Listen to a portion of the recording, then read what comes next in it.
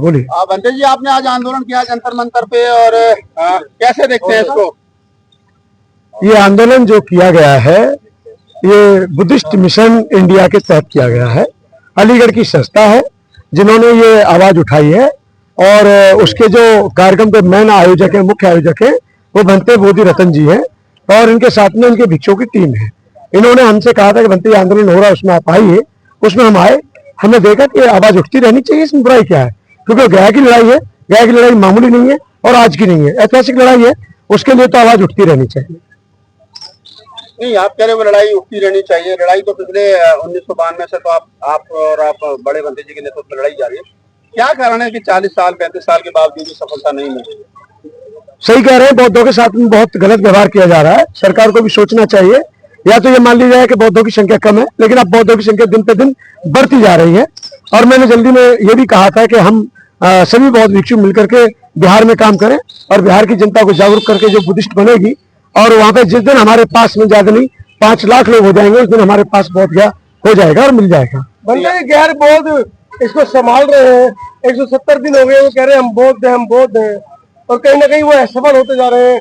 करोड़ों रुपया खर्च हो गया, समाज का अर्थ खर्च हो गया, लाखों लोग वहां पहुंचे, लेकिन रिजल्ट ढाक के 3 बात आज वो एक बुद्ध विहार के अंदर सीमित है। बिल्कुल, आपने सही कहा। पहले हमारे जो आंदोलन होते थे भिक्षु महासंघ के तहत बहुत अच्छे आंदोलन होते थे, और बुद्धगया मुक्ति आंदोलन एक बहुत बड़ी समिति है। अखिल भारतीय बुद्धगया महाबोधि महाविहार मुक्ति आंदोलन समिति है, 1990 की समिति है।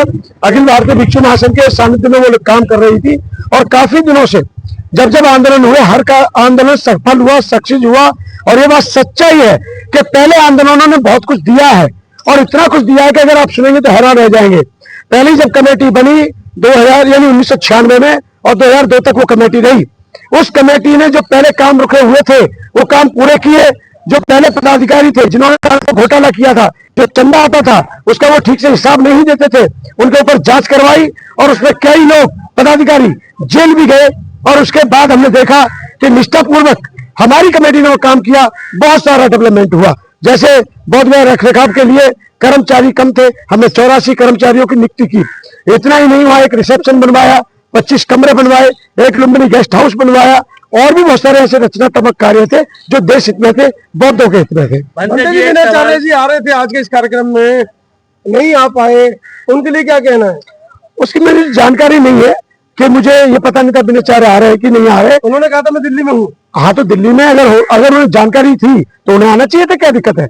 बुद्ध के आप क्योंकि बार बार भंते शिरोमणि जी कह रहे हैं कि आपकी संस्था था कि आप जो है वो ये आंदोलन करेंगे, इस आंदोलन से कितनी संतुष्टि है? शायद जब से भिक्षु आप बने, पहला आंदोलन है आपका ये, क्या कहना चाहेंगे इस संबंध में? मैं ये कहना चाहूंगा, ये मेरा पहला आंदोलन नहीं। मैंने इससे पहले पंचशील झंडा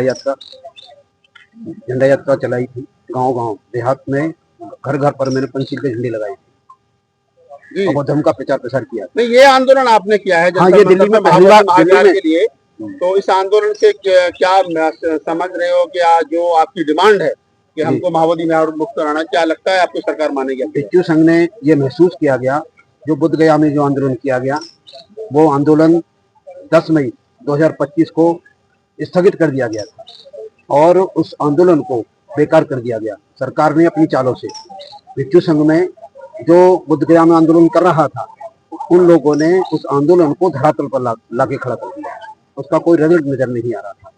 इसीलिए हम लोगों को, भिक्षु संघ को ये महसूस हुआ, निराश हुए कि भाई हम इस आंदोलन को अब बुद्ध गया नहीं, दिल्ली में आंदोलन इसकी शुरुआत करते हैं। अगला कदम क्या है? सरकार नहीं मानती। अगर सरकार 29 जुलाई को सुप्रीम कोर्ट में सुनवाई है, यदि सरकार कोर्ट में सही तरीके से न्याय नहीं देती, तो उसके बाद एक जन आंदोलन के रूप में भिक्षु संघ फिर से करेगा। चलिए, ओवर।